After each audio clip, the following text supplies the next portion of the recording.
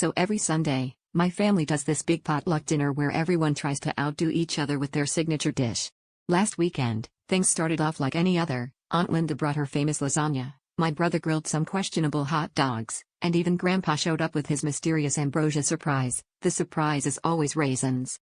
But then my cousin Jake, who's been on a recent kick involving both cooking shows and YouTube chemistry experiments, arrived with a casserole dish taped shut and a post-it that just said, "Experimental." Naturally, curiosity got the better of us. After a quick debate about whether we needed safety goggles, we peeled back the foil. Inside was something. It was vaguely lasagna-shaped, but the layers seemed to include cornflakes, what looked like gummy bears, and something that might have once been a vegetable. Jake just grinned and said, "Trust me, it's food science." The bravest among us took a slice. The rest of us watched for immediate side effects, like you do when someone eats a mushroom they found in the yard. About 20 minutes later, a hush fell over the room, broken only by the distant, thunderous rumble of 5 separate stomachs.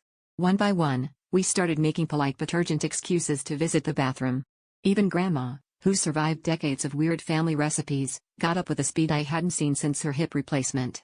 It was like a fire drill, but instead of practicing for emergencies, we were living one. By the end of the night, we'd all taken at least one anxious trip down the hall, and Jake was banned from bringing casseroles for the foreseeable future. The bathroom, once known simply as the bathroom, now has a new family nickname, the Test Kitchen. Because thanks to Jake's experimental casserole, we all learned that the real recipe was 1 part mystery, 2 parts regret, and a generous pinch of laxative.